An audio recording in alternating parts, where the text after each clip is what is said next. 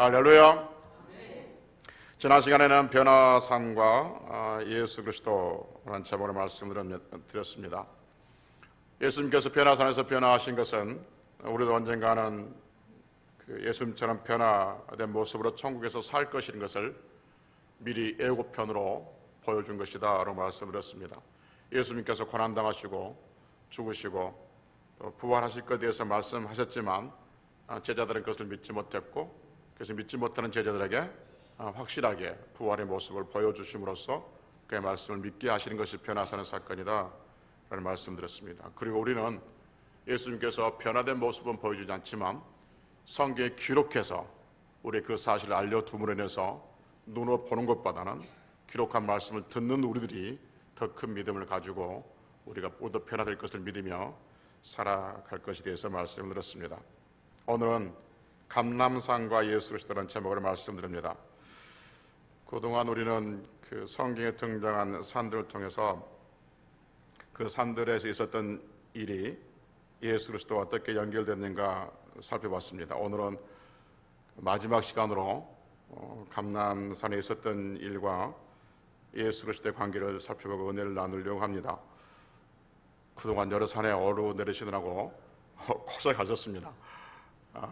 때로는 이해가 되고 때로는 이해가 되지 않는 말씀도 있었겠지만, 개인적으로 이야기하면 저는 이 산 시리즈를 준비하면서 정말 많은 은혜를 입었고, 즉흥적으로 준비한 것이 아니라 오래전부터 나름대로 준비했던 부분이어서 여러분들 같이 나누고 싶어서 했는데, 한 두세 산이 더 있는데 여러분들의 눈치가 그만 하산합시다 하는 눈치 같아서 다음 기회를 미루기로 하고, 오늘은 감람산을 마지막으로 예수 그리스도와 관계를 살펴보고 은혜를 나누려고 합니다. 오늘 좀 이렇게 복잡할 것 같은데 들어보면 또 복잡하지도 않아요. 그러니까 집중해서 한번 들어보시기를 바랍니다. 오늘 말씀을 드리려고 하는 산이 감람산인데, 이 감람산은 성경에서 아주 유명한 산이죠. 신구약에서 자주 등장하는 산이기도 합니다. 누가복음 21장 37절에 보면 그 감람산은 예수님의 쉼터였다라고 말하죠.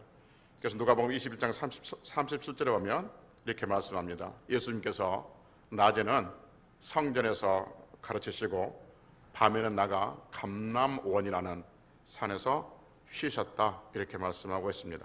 그래서 계속해서 보겠지만 이 감람산은 예수님의 쉼터이기도 했고, 그래서 재충전의 장소이기도 했고, 또 눈물을 흘리면서 정말로 이 땀이 핏방울이 될 정도로 눈물이 흘리면서 기도하는 장소이기도 했고, 또 예수님께서 붙잡히신 장소도 했고 장소이기도 했고, 예수님께서 승천하신 장소가 바로 이 감람산이었다, 성경 우리에게 알려주죠. 저를 잠깐 말씀드렸지만 다시 한번 말씀드리면, 이 감람나무라는 말을 좀 보면, 감람나무란 말은 원래 그 올리브 나무를 중국어로 번역하는 말이죠. 그러니까 감람나무는 중국을 비롯한 동남아 인도에서 자라는 나무입니다. 그러니까 그 이스라엘 쪽에는 감람나무가 없어요. 이 감람나무와 올리브 나무는 비슷해요. 그러니까 잎은 좀 많이 차이가 나지만 사진을 보면 열매가 굉장히 이 올리브 나무하고 감람나무하고 비슷해요. 그러니까 중국에는 올리브 나무가 없었어요. 그래서 성경에 들어올 때 이 올리브 나무를 그 중국에서는 그 올리브 나무가 없어서 올리브 나무 열매와 비슷한 감람나무로 번역해 놓은 거예요. 그래서 그 감람나무로 번역해 놓은 그 중국 성경이 영향을 받아서 우리나라 성경에도 감람나무로 번역했죠. 그래서 우리는 지금 올리브 나무보다는 감람나무가 더 익숙하죠. 그런데 요즘에 새로 나온 우리나라의 그 번역을 보면 감람나무로 올리브나무, 감람산을 올리브산, 그리고 감람유를 올리브유라고 번역해놓은, 요즘의 성경들은 다 그렇게 번역을 합니다. 올리브유는 우리가 식용유로 쓰고 있는 그 올리브유를 말하고 있죠. 그러니까 스페인이나 유럽, 특히 주중해를 끼고 있는 나라를 가보면 산마다 들마다 올리브 나무들이, 아름다운 올리브 나무들이 꽉 채워져 있고 심어져 있는 것을 보게 됩니다. 제가 처음에 유럽에 나갔을 때 제일 보고 싶었던 것 중에 하나가 뭐냐면 이 올리브 나무였었습니다. 그러니까 사진으로는 자주 보지만 직접 한번 만져보고 싶고 직접 한번 맛보고 싶은 그런 기억이 있었습니다. 그래서 오늘은 그 산 이름이 감람산, 즉 올리브산이니까 그 감람산이라고 하니까 올리브산이라 하니까 그 산에 얼마나 많은 올리브가 숨어져 있었을 것인가를 우리는 추측할 수가 있죠. 그래서 오늘은 올리브란 말보다는 감람, 우리가 익숙한 감람산, 감람이란 말을 사용하겠습니다. 오늘 설교에서는 구약 시대에서 우리가 들려주는 감람나무 잎 하나의 사건 하나고, 그 다음에 감람산에 있었던 일 3개, 즉 4개의 사건을 예수님과 어떻게 연관되어지는가 한번 살펴보고 은혜를 나누려고 합니다. 이번 성경에서 그 감람나무 잎, 감람나무가 맨 처음 등장한 곳이 어디냐면 노아의 홍수 때였습니다. 노아의 홍수 때. 홍수가 나서 온 땅이 물에 잠기잖아요. 모든 삶들이 다 잠겨요. 세상 물밖에 보이잖아요. 그리고 비가 그치지 않습니까? 비가 그치고 몇 달 후에 산들의 봉우리가 보이기 시작해요. 그래서 이제 노아가 까마귀 한 마리를 내보내죠. 그런데 까마귀가 물이 빠지고 산들이 봉우리가 보이니까 노아가 까마귀 한 마리를 내보내는데 까마귀가 돌아옵니까? 돌아오지 않습니까? 돌아오지 않아요. 돌아오지 않습니다. 돌아오지 않다는 말이 무슨 말이에요? 먹을 것이 많단 말이에요? 먹을 것이 없단 말이에요? 까마귀는 뭘 먹고 살아요? 시체 뜯어먹고 살 게 많아요. 그래서 까마귀가 돌아오지 않아요. 그 후에 노아가 뭘 보내냐면 비둘기를 보냈죠. 비둘기를 보냈는데 비둘기가 다니다가 쉴 곳이 없어서 다시 돌아오죠. 그랬더니 두 번째 일주일 후에 다시 노아가 비둘기를 한 번에 내보내요. 근데 비둘기가 내보냈는데 조금 있다가 비둘기가 뭘 하나 입에 물고 들어와. 그 물고 들어온 게 뭐예요? 감람나무 새싹이었다. 그렇게 창세기 8장 10절에서 말해요. 그러니까 비둘기가 물고 들어온 그 감람나무 새 잎은 무엇을 말하고 있냐면 새로운 시대가 열리고 있다는 거죠. 새로운 시대, 죽음의 땅에서 생명이 열리고 있다는 것을 상징적으로 보여주고 있습니다. 성경은 그렇게 우리가 소개하고 있어요. 또 감람산이 인상 깊게 등장한 것이 어디냐면 다윗과의 관계에서 그렇습니다. 성경 사무엘하 15장 30절에 보면 다윗이 아들 압살롬의 반역을 피해서, 즉 압살롬이 다윗을 아버지를 죽이려고 하니까 자기 다윗이 머리를 가리고 울면서 들어갔던 산이 어떤 산이냐면 이 감람산이었다라고 성경은 우리에게 말해주고 있죠. 이것이 예수님과 어떻게 연결되어 있는가를 좀 이따 보십시다. 세 번째, 솔로몬과도 관계가 있습니다. 열왕기상 11장 7절에 보면 솔로몬이 말년에 하나님을 잘 믿습니까? 하나님을 배신합니까? 하나님을 배반합니다. 배반하는데 그 모압 왕 그모스라는 신이 있어요. 모압 사람들이 섬기는 신이 그모스라는 신인데 그 그모스의 그 우상을 어디다 세워 놓냐면 이 감람산에다 세워 놓습니다. 그래서 이것도 이제 조금 있다가 예수님과 어떤 관계가 있는가 한번 살펴보려고 하는데요. 그리고 마지막으로 결정적으로 감람산이 등장한 것이 뭐냐면 스가랴 14장 4절입니다. 굉장히 중요한 구절인데 스가랴 14장 4절 거기 보면 이렇게 말씀합니다. 그날의 말이 무슨 말이냐면 예수님께서 이 땅에 오셔서 모든 원수, 모든 사탄 마귀를 다 물리치고 승리하시는 그날에 그의 발이, 예수님의 발이 예루살렘 앞 곧 동쪽 감람산에 서신다라고 말합니다. 그러니까 여러분 스가랴 14장 4절에 근거하면 예수님께서 감람산에 서 계신다는 것은 무엇을 의미하고 있느냐 하면 예수님께서 이 땅에 오셨던 모든 목적을 완성하시고 사탄 마귀를 승리하신 그 결과가 지금 감람산에 서 계신다라고 서실 것이다라고 스가랴 14장 4절에서 우리에게 말씀하고 있는 것이죠. 이 네 가지를 살펴보고 오늘 예수님과 관계를 하면서 살펴보려고 합니다. 첫째 뭐였냐면 노아의 홍수 때 물고 온 그 감람나무 새싹과 예수 그리스도, 그리고 다윗이 고난 당했을 때, 즉 아들에게 반역 당했을 때에 올라간 산이 감람산인데 그 감람산과 예수님, 그리고 솔로몬이 예수님을 배신하고 우상을 세웠던 산이 그 감람산인데 그 감람산과 예수 그리스도, 그리고 예수 그리스도께서 오셔서 감람산에 서신다는 스가랴 14장 14절의 말씀이 어떻게 완성되어 있는가 지금 이 시간에 한번 살펴보자는 것입니다. 마지막 산이니까 더 어렵지 않겠습니까? 마지막 산이니까 더 힘들지 않겠습니까? 그래서 좀 천천히 따라와 보십시다. 여러분, 그 비둘기가 물고 온 감람나무 잎과 예수님의 관계를 한번 살펴보십시다. 예수님께서 공생애를 마치시고 이제 십자가에서 죽기 위해서 예루살렘으로 입성하십니다. 뭘 타고 입성하시죠? 새끼 나귀를 타고 입성하십니다. 근데 새끼 나귀를 타고 입성하신 그 출발지가 어디냐 하면 감람산 앞이었다 이렇게 말합니다. 이건 마태복음 21장 1절을 비롯해서 마가복음, 누가복음, 공간복음 모두 다 우리에게 알려준 게 뭐냐면 예수님께서 예루살렘 입성하기 전에 일주일 전에 입성하기 전에 출발지가 어디였냐면 바로 이 감람산 앞이었다라고 말합니다. 그리고 예수님은 예루살렘에 들어가시기 위해서 그래서 십자가에 죽기 위해서 이제 새끼 나귀를 타고 예루살렘으로 들어가신 것이죠. 여러분, 예수님께서 왜 십자가에 죽으셔야 했습니까? 예수님께서 죽으심으로 인해서 우리의 죄 가운데 있는 또 죄로 지옥으로 떨어져 있는 우리들을 천국으로 인도하는 문을 여시기 위해서 십자가에 죽이시기 위해서 감람산에서 출발하신 것이죠. 여러분, 이 부분을 아까 노아 때 비둘기가 물고 온 감람나무 새 잎사귀가 가면 대조해 보십시다. 여러분, 노아의 홍수 때 비둘기가 감람나무 새 잎사귀를 물고 왔다는 것은 어떤 의미가 있냐면 죽음이 질비한 이 세상에, 죽음이 만연한 시체가 가득 찬 이 세상에 뭐가 있다는 거예요? 새로운 시대가 열린다는 거예요. 새로운 소망이 있다는 거예요. 새 출발이 있다는 그 사인이 뭐냐면 감람나무 잎사귀가 그 사인이 되어지고 이걸 노아에게 보여주고 있는 것이죠. 여러분, 하나님 보시기에 이 세상 어떤 세상이냐면 마치 노아의 홍수 때, 노아의 심판 때처럼 시체가 죽음이 질비하는 곳, 죽음밖에 없는 이곳이 되는 것이죠. 이곳에 우리 예수님께서 감람나무 산에서 이제 예루살렘에 들어가서 십자가에 죽으신다는 것은 무엇을 하고 있냐면 죽음밖에 없는 이 세상에, 하나님의 심판의 대상 이 세상에 새로운 세상, 새로운 희망, 천국이 우리에게 열린다는 그 사인을 그렇게 보여주고 있는 것이죠.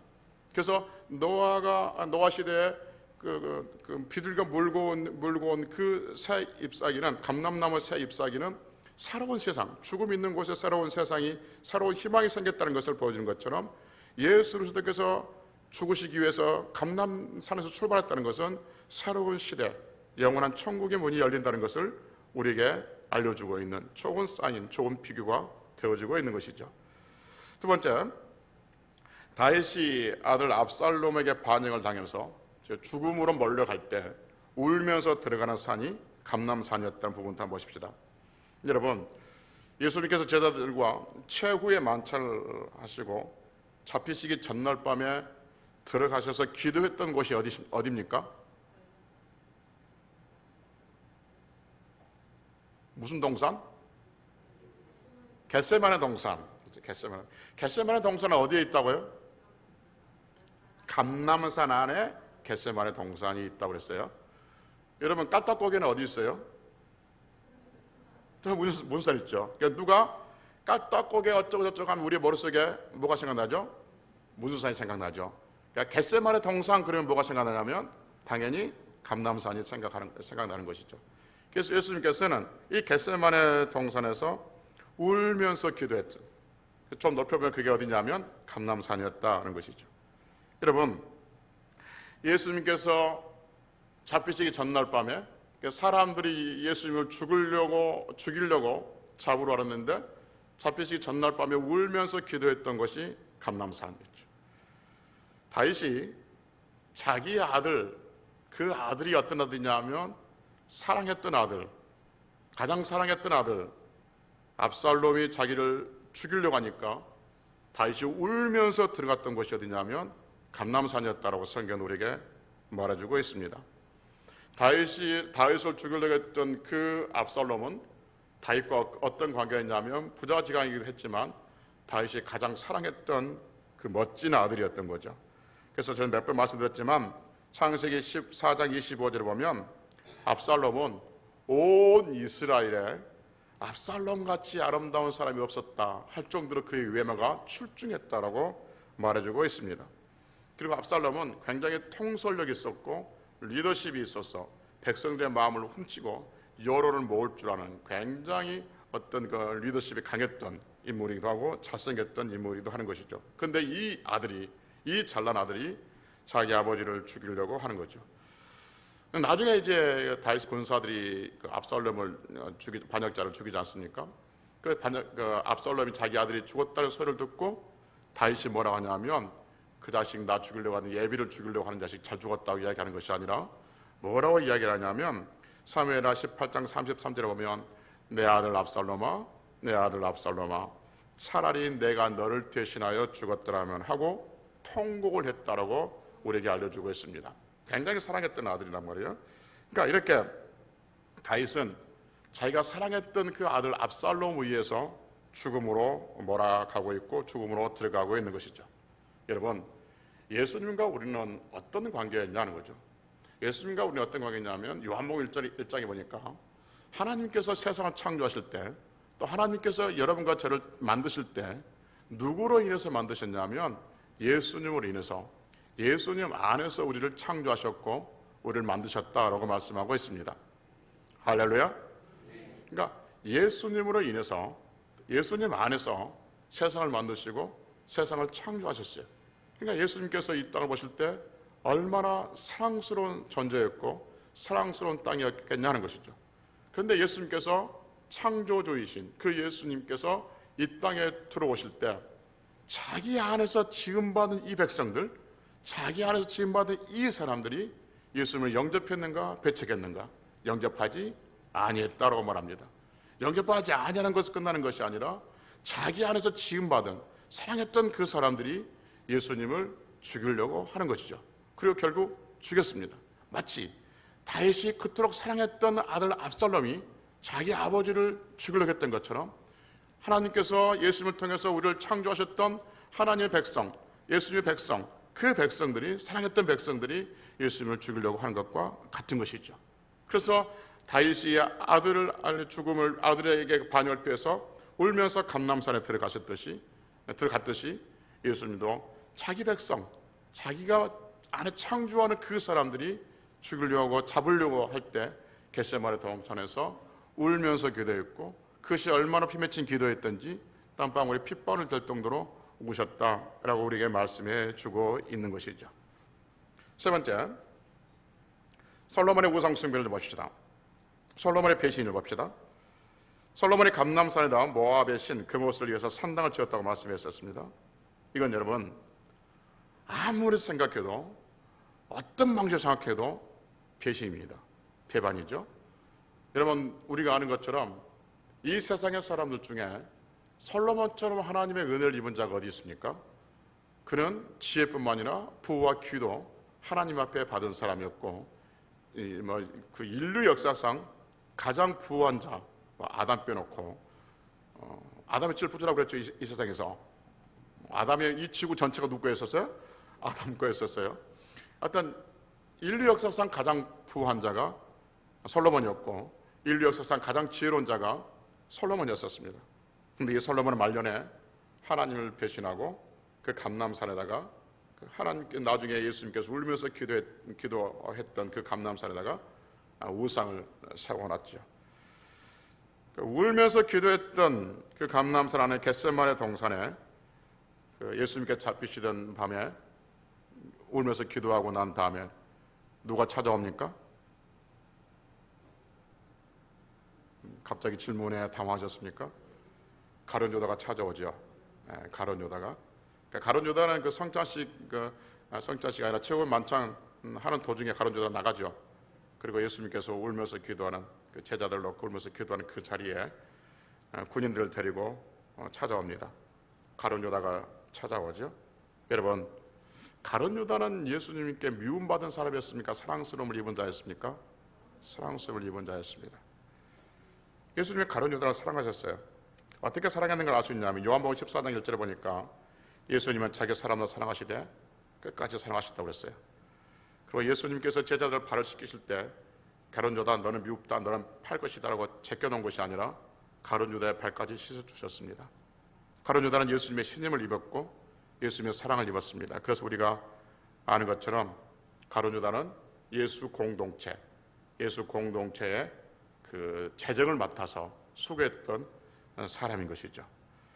이거 마치 하나님의 사랑을, 하나님의 은혜를 전적으로 입은 그 솔로몬이 그의 말년에 하나님을 배신하고 하나님을 배반하고 하나님을 떠나서 감람산에 우상을 세우는 것처럼 예수 그리스도의 그 은혜를, 그 신임을 전폭적으로 입은 그 가룟 유다가 마지막에 예수님을 파는 것과 동일한 그림을 우리는 그려낼 수가 있는 것이죠. 이 일이 어디서 이루어졌냐면 감람산에서 이루어졌다라고 지금 말씀하고 있는 거죠. 그래서 솔로몬이, 다른 사람도 많이 있겠지만 특별히 솔로몬에게 모압 왕 그모스 신을 감람산에 세웠다라고 우리에게 정확히 들려주는 이유는, 솔로몬이 거기만 세운 게 아니에요. 여러 곳에 세웠지만 그렇게 들려준 이유는 나중에 솔로몬의 배신이 가룟 유다의 배신과 같은 장소에서 이루어질 것을 우리에게 알려주고 있는 것이죠. 또 하나 마지막으로 오늘 볼 것은, 여기를 보려고 지금 계속 왔었는데, 예수님께서 승천한 곳이 어디냐 하면 사도행전 1장 19절 이하에 보면, 1장 9절 이하에 보면 예수님께서 승천한 곳이 바로 감람산이었습니다. 승천, 하늘로 올라간단 말이에요.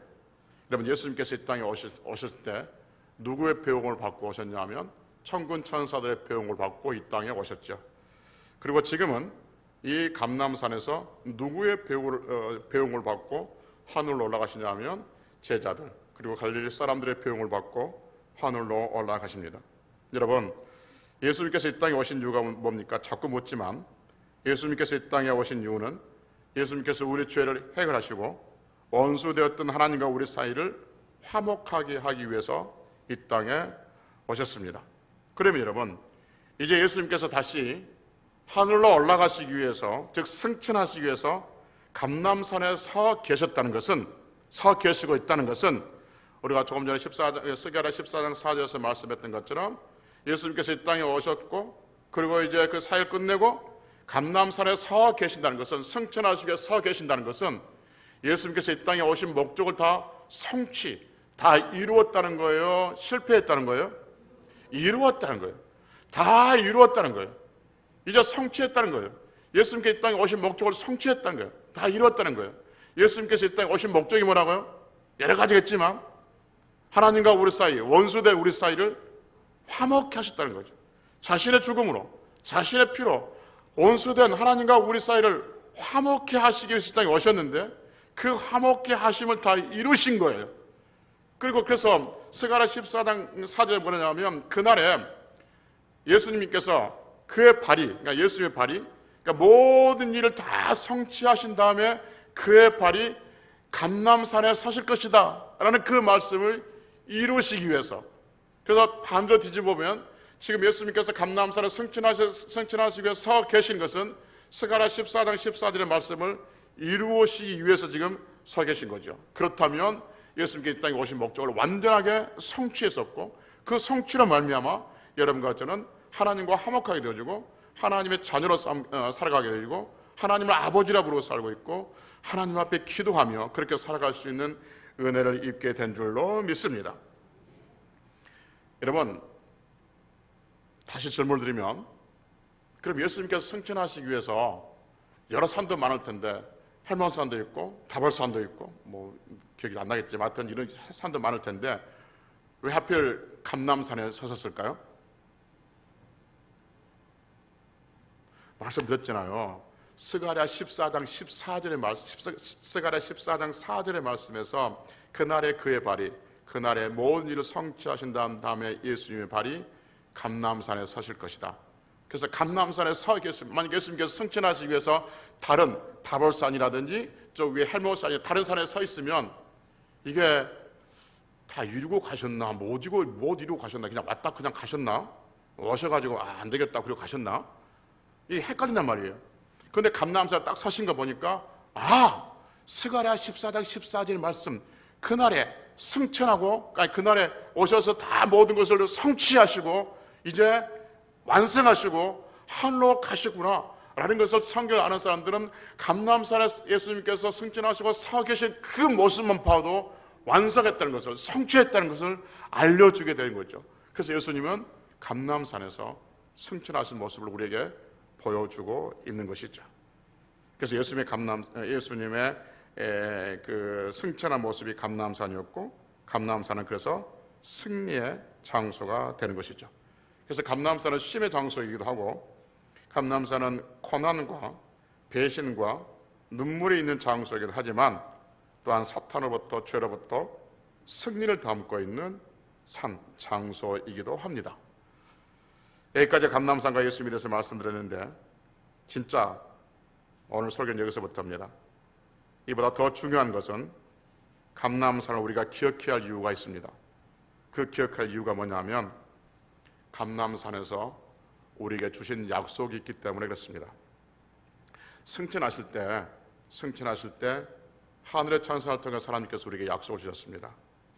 사도행전 1장 11절에 보면, 그 감람산에서 예수님께서 구름 속으로 이렇게 승천해 가신단 말이에요. 그러니까 제자들이 쳐다보고 있을까요? 땅을 보고 있었을까요? 쳐다보고 있었을까요? 핸드폰 보고 문자 보고 있었을까요? 쳐다보고 있었을 것입니다. 그러니까 이 상황을 한번 생각해 봅시다. 우리는 그 자리에 없었지만 기록된 성경을 유추해서 한번 생각해 보십시다. 제자들이 보는 가운데 예수님께서 올려져 가세요. 여러분, 예수님께서 하늘로 올려져 가시는 모습이 성경을 알고 있는 사람들에게 신비한 모습이에요? 있을 수 있는 일이에요? 있을 수 있는 일이에요? 신비한 일이에요? 있을 수 있는 일이에요. 왜냐하면 엘리야가 그랬고 에녹이 그랬거든. 이게 처음이 아니야. 그러니까 성경을 알고 있는 사람들은 좀 신비하지만 그렇다고 해서 뭐 천지가 개벽할 일이 아니고 성경에 있었던 일이 반복된 일이에요.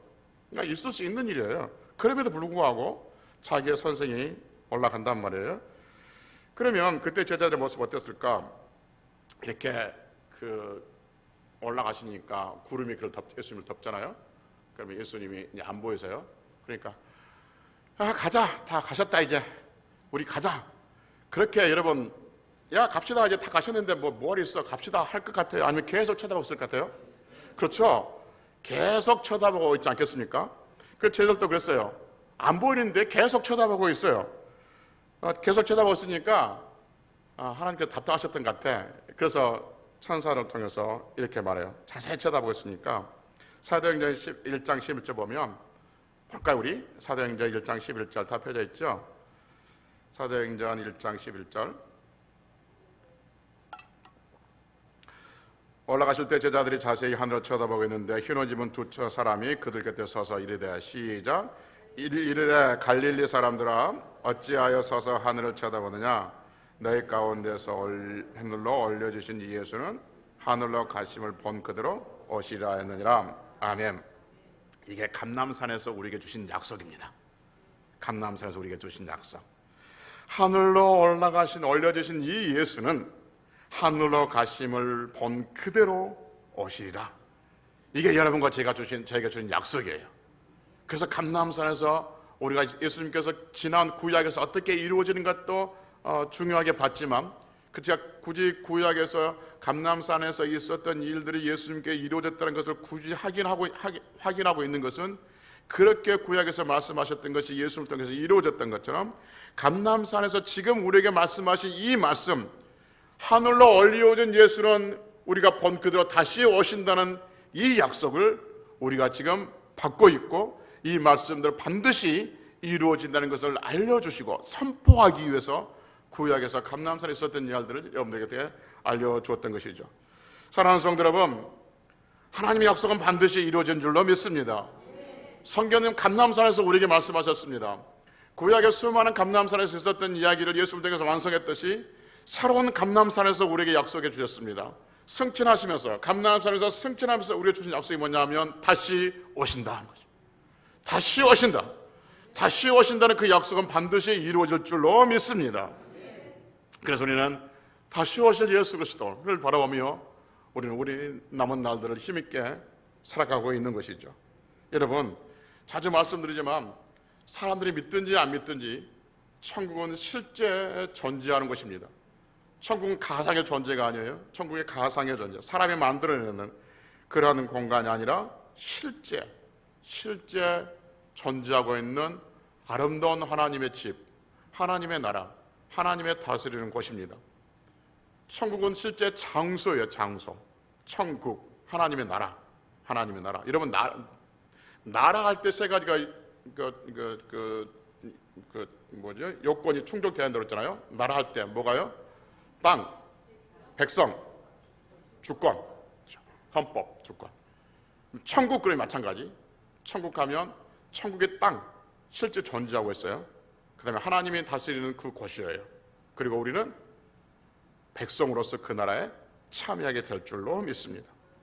그래서 여러분, 천국을 믿는 사람들은, 그리고 예수님께서 다시 오신다고 믿는 사람들은, 다시 오시기 전에 우리가 천국에 간다는 것도 믿는 사람들은 삶이 어떤 부분이 있든지 간에 다시 오실 예수 그리스도, 다시 만난 예수 그리스도, 그 예수 그리스도를 의지하며 힘있게 살아가게 될 줄로 믿습니다.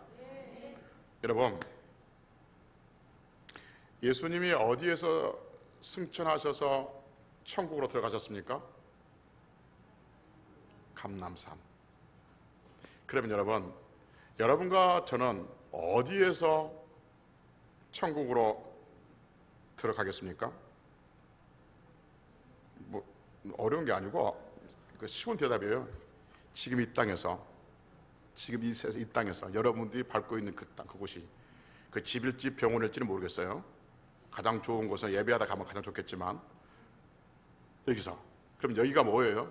예수님께서 어디에서 천국을 가셨냐면 감람산에서 천국에 가셨어요. 우리도 언젠가는 천국에 갈 거예요. 그럼 어디서 천국 갈 거냐? 지금 이곳에서 천국에 갈 거예요. 우리가 삶 현장에서. 그럼 이곳이 뭐예요? 이곳이 감람산이에요. 근데 감람산은 여러분, 아까 말씀드렸지만 쉼이 있었어요. 배신도 있었어요. 그게 눈물도 있었어요. 그리고 거기서 예수님께서 승천하셨어요. 우리 삶이 그래요.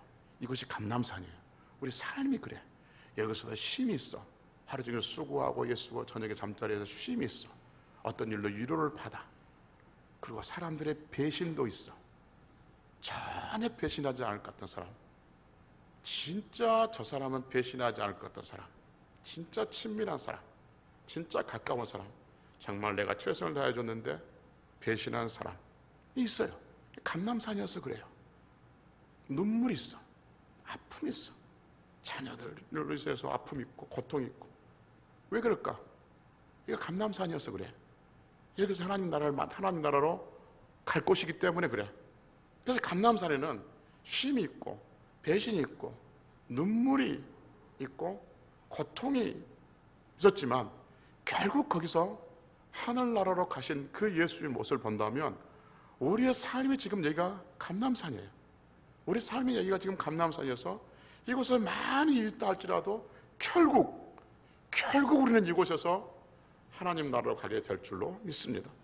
그러니 누가 나를 좀 배신하고 누가 나를 힘들게 하면 감람산이어서 그래 라고 이겨나가시길 바라고, 그리고 우리가 삶에서 쉼을 얻으면 감람산에서 내가 쉰다 라고 위로를 받으시고, 어떤 상황 속에서도 이 감람산에서, 이곳에서, 이 울산에서, 무고동에서, 또는 여러분의 삶의 현장에서 이곳이 비록 여러 가지 삶의 부침이 있다 할지라도 예수님은 그곳에서 올라가셨던 것처럼 우리도 그곳에서 천국으로 올라가실 것을 믿으면서 끝까지 승리할 수 있는 귀한 성들이 되시기를 주의 이름으로 축복합니다.